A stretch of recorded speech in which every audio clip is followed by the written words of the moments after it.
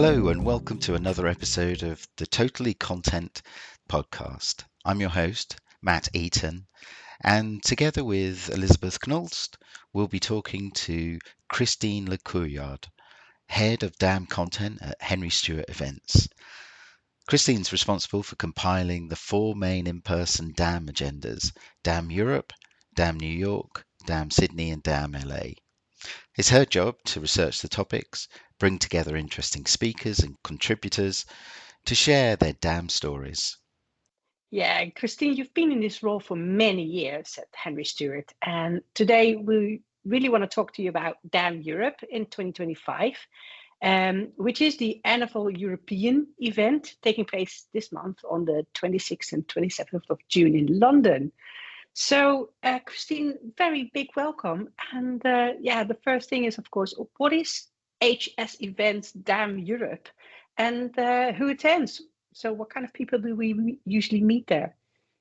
Oh, look, it's great to be on this podcast with you both, Elizabeth and Matt. Thank you for asking me to come on and share a little bit more about DAM Europe and maybe the broader events as well. So DAM Europe is an annual event. It's recognised as one of the leading events for the digital asset management and supporting industries community. So anybody who's involved with content management, really. So whether that's a DAM manager, a curator, a librarian, an archivist, through to senior level directors and those responsible for digital change within their organisations, or somebody who's responsible for MarTech now, who are sort of leading the charge really when it comes to content, its management, where it's stored, how it's retrieved, and how it's used. So it's very, very broad. Yeah. Do you see the different roles at the event as well? It's a really broad mix, and the level of delegate as well, from somebody who is perhaps just beginning their journey through to this very senior level folk who are the decision makers, and that's what makes it really unique. And it's different industry sectors as well, from all sorts of sectors, because everybody has content and everybody needs to be able to do something with that content now. We all expect it to be available at our fingertips, internally within an organisation and externally. So we get a good mix of folk attending who just need to know what's happening next.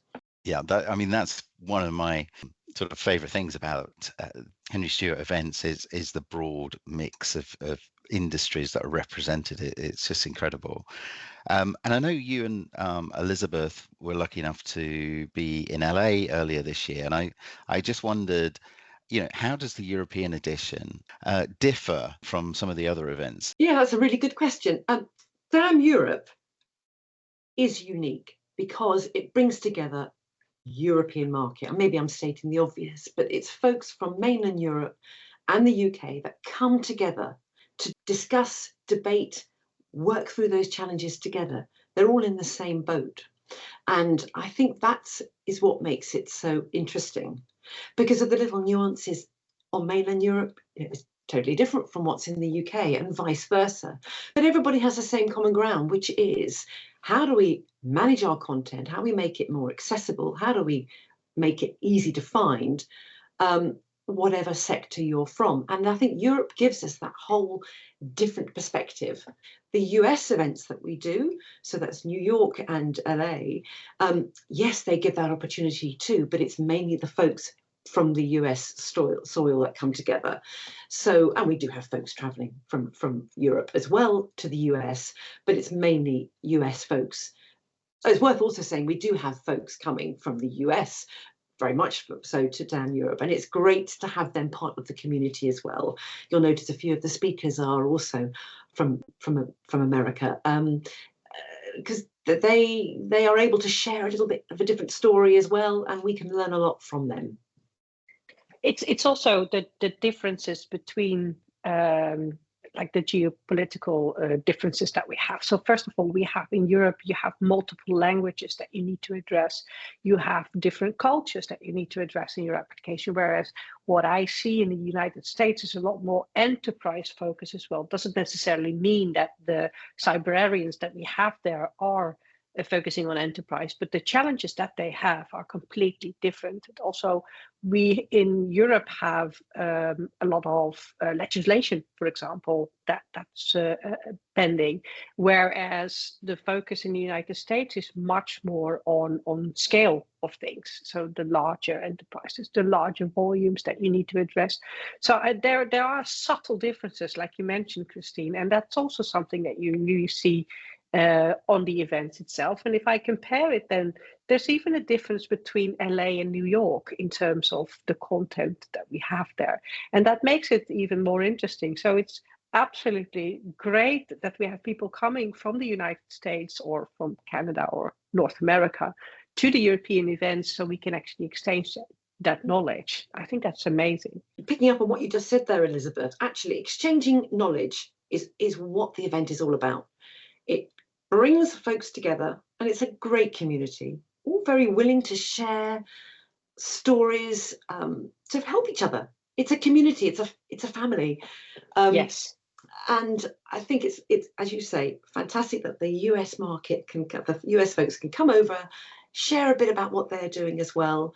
Because in some respects, they are probably leading the charge when it comes to DAM because of what you've explained, the huge conglomerates and enterprises over there. Exactly. Europe is, of course, a lot more fragmented because of the different countries. And then, as you mentioned, the United Kingdom being different to mainland Europe. And then even within mainland Europe, there are so many differences. So, Christine, what can attendees expect this year at Henry Stewart DAM Europe?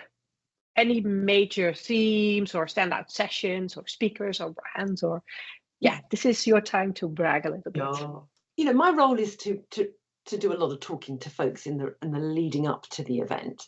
So when the agenda is announced on the website, there's been a few months worth of beavering around in the background to get the folks that we've got on board, to get the speakers confirmed, to get the discussions going. And so it takes a few weeks to get to when you see the agenda on the website. And in that duration of time, my role is to research the content, to find out what's happening in the market, what's challenging people, what's keeping people awake at night. There's a few standouts for me. The evolution of DAM. We've got Sarah Iskander coming from Gate B. Again, she's based on the west coast of America. She's going to be telling us a little bit of where is DAM going? Where's it heading to? What are we going to expect in the future? We're going to hear a few discussions on the fundamentals of DAM, so governance, metadata, DAM agility, how you can scale up that DAM ready for that next big thing, because it's constantly on the move. And of course, an event wouldn't be right without a little bit of AI thrown in somewhere. And we've got some nice sessions on AI to really make you think about this as the next big thing, this challenge of which we're all part of now. Christina Huddard is going to share us a little bit about the state of the AI in 2025 and where it fits and the acceleration and the future of DAM based on a report that she's been compiling. Jared from the Real Story Group is going to be telling us a little bit about the macro trends and the 6 reasons why your DAM is even more important in the age of AI. So there's some interesting conversations going to be had. We've got wonderful case studies interspersed on real world case studies on what's happening on the ground with Twinings Tea, Orange, Novartis, the Pokemon Company, Oxford University Press. So yeah, I think there's a lot of interesting stuff. That sounds great. And for me, that makes HS events stand out is it's a very friendly, collaborative environment, and maybe because everyone's from different industries, so they don't have that kind of competitive edge that you might have in an industry specific, one domain specific event. What are you trying to do as part of when you're creating the vibe for DAM Europe? That's a really good question. And just going back to the beginning part of your question there, or your statement there, Matt, it is a very collaborative group. It's a friendly bunch, all willing to share their journeys. And I think that's actually really good. You don't get that in many industries. that's what makes it quite unique. We've got a lovely story by Twining's Ovaltine at DAM Europe about their global dam, and it hasn't been easy setting that up. And then in the next breath, we've got Novartis telling us a little bit more about regulation, and they're sharing those for the wider good. It's a great vibe to network, to talk, to collaborate, to share. There's quite a buzz about the place, and I think Matt and Elizabeth, you've both been involved. Elizabeth, you've chaired last year for the first time for us. You're back again. And I think you'd have a thought on the vibe as well, but it's a networking opportunity, a friendly environment, and an opportunity just to see what's going on, to share those ideas, to collaboratively work, and to build those friendships, of which a lot of that goes on. It's a very friendly bunch. It's like a family. And like we mentioned already in our podcast from last year, Matt, is that the venue is exquisite and the food was really good. Yeah. So hoping for that as well. Yeah. And coming back to the whole hosting bit, yes, there's going to be dancing involved again. Going to be dancing. Good. Good. And actually, talking about the venue there, Elizabeth, we are co-hosting this event with a couple of other events as well. So semantic data and creative tech, and the networking opportunity is even greater because we're going to have the breaks pretty much at the same time. So you won't just be having a cup of coffee with a DAM colleague from another organisation who's a DAMster, an archivist, a librarian, a digital change manager. You are also going to be being able to sort of rub shoulders with and exchange ideas with those who've come from the other two tracks. So that makes it even more interesting as well. We pride ourselves in the fact that actually the event is all about end user case stories, because that's how you learn as a DAM manager, a librarian, archivist, whatever you're there, whatever your role is, and whatever level you're at, there is something in the agenda for everybody. So it's really important that we get those, what I call juicy hands-on case studies. That's how I look at it. And when I research the topics with a potential juicy case study example, it's important that we get it right. It's important that we get the topic on point. We can't just have another thing on governance. It's got to look beyond what is happening now. And that's my role. That's why it takes many, many weeks to bring together. Sort of in your role as curating events across different regions, I mean, do you see different themes emerging and trends sort of emerging between the US and Europe? Are there differences? Are there sort of big commonalities? There are big commonalities, Matt. Everybody is wanting to get the best out of their content and be able to have a scalable DAM, especially in the current market when DAM is moving at a pace. Not each week is different in DAM, and it is changing all the time. So I think there are common themes throughout all the events that we do, whether that's on the latest in governance or regulation, or metadata, but also scaling up to AI, what's next in the content space. So there's very common themes throughout. What I think is different is the folks that are talking about those particular developments and changes, or the fundamentals of DAM in the different events, the different organizations. LA, it could be a little bit more about the Paramounts and the Netflix of the world because of its location. New York is the bigger corporates, the big organizations perhaps that are scaling up, worldwide organizations, and the European market has the same. But they've come from Europe, so they've got their own nuances as well, because they could be just a company from France or from Germany or from Holland coming along just to exchange ideas and to find out what's happening across the European market. It's also worth mentioning, actually, that we're for the first time having an AI playoff, and we're asking some solution providers to come and share their AI system, of what their system can do. And it's going to be the delegates that can vote for which one they like. And this is the first time we have done this. And it's a slight test case in Europe, because if it goes well, we'll plan to do it in New York in the autumn. So that'll be quite fun. That is super interesting. And Matt, your panel is going to be about creativity, right? And the use of creativity in AI. Yeah, I mean, I was just thinking, there's no way that I could have got up on stage and talked about this last year, because I don't think the technology and the ways of working had, was there for using AI within content creation. It is now, and I'm looking forward to talking with Francisco Lima at Hogarth about that. The title of my talk is Humans in the Driving Seat, though. So let's not lose sight of human creativity, which has got to bring all of these tools together. And that's increasingly something I'm very passionate about. I love the technology, but it's how it's implemented, how people work with it, and it does create new roles, and it requires skill sets that instill people to drive it. So it doesn't. Yeah. It's not a replacement of people. Yeah, and in fact, actually, that's a very good point. That's a good segue into the podcast we've got by Twining's Oval team, Adrian O'Meara. He's going to be talking exactly about that, about people, process, and technology, and how you blend, blend. I thought it was quite clear. That technology, how you blend all that together. People, process, technology. You can't have one without the other.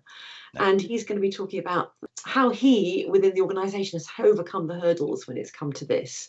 And he's driving quite a lot of change there. So that's going to be a really interesting case study for folks to listen to. So it's really important that we get fresh topics and fresh speakers too. We have some good old favourites coming back as well, but it's always important that we have new case studies, new stories, and new examples of best practice. And that's part of my role. That's why it takes many, many weeks to bring together. This is your chance to pitch to people still undecided about coming to the DAM Europe event. What would you say to convince them? Well, if you haven't booked your ticket yet, there are still spaces. So contact one of the wonderful team, because it's not just me at Henry, there are a team. So please either reach out to me on LinkedIn or one of the team members to book your place. But in answer to your question, Matt, to convince folks to come, I mean, it's an opportunity to network with industry leaders. There's no doubt about that, and to share the common ground and common themes and challenges around DAM. There'll be professionals, as I say, from Europe, from the UK, and you'll mingle, chance to debate those topics. Whether you're in a little huddle somewhere or you're in the main room and you come and listen to the panels, there's an opportunity to get the latest trends, to see the major developments in DAM solutions that are out there. And at the end of the day, it's designed to equip you, the DAM manager, the digital transformation leader, to enhance your knowledge. So then you're ready to go back to your workplace with renewed vigour, with we hope answers to the conundrums and questions that you've got. And as DAM is evolving the whole time, it's never sitting still. It's never been a better time really to come and just come together for the 2 days to really share those sort of opportunities, if you like. Yeah, no, I mean, as an attendee, and I have been attending for several years, I always come away with at least half a dozen, really practical learnings, some from the talks, but often just, informal chats in the breaks, which are so valuable. And of course, I met Elizabeth at DAM Europe. Was it 2017 that you were talking about Pandora? I think so. Yes. Yeah. A couple of years well, ago. there you go. Yeah. So it's a community forming event. So.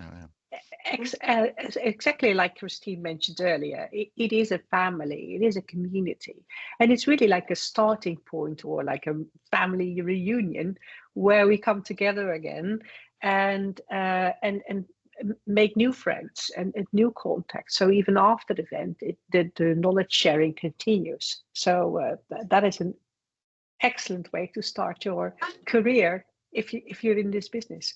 And I also think, leading on from that, the folks you get to meet there are from all industry sectors. I mean, we've got Visit Scotland, Canon, the BBC, Orange, the Science Museum, All Three Media. I mean, that's just naming a few of the folks that are going to be on the panels and sharing their wide experience.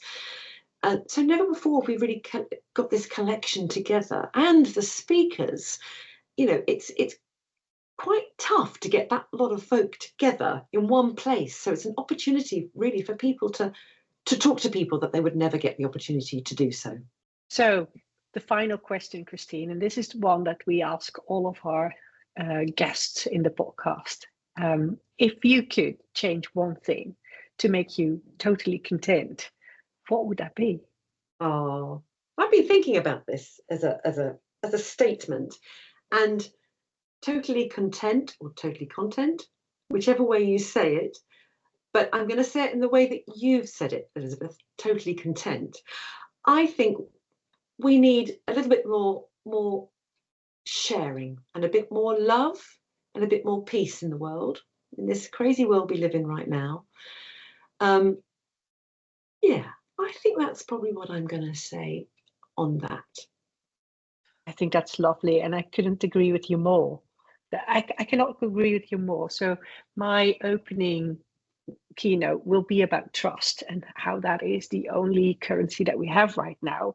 Because in this world that we're living, I see a role for the librarians and the archivists and the librarians to actually make sure that the content we create, we can trust. But yeah, it's also about taking care of each other a little bit more. So yeah, I love that. I'm very for it. Yeah, kindness. Maybe let's just put that one in. Kindness. Yes. We don't have enough kindness. I think the DAM folks are very kind folks. Yeah, you make it sound like hobbits. I'm sure we'll see some of that next Thursday and Friday in London. So thank you so much, Christine, and for sharing some of your thoughts and a brief glimpse of what we can expect next week. Thank you. Look forward to seeing you.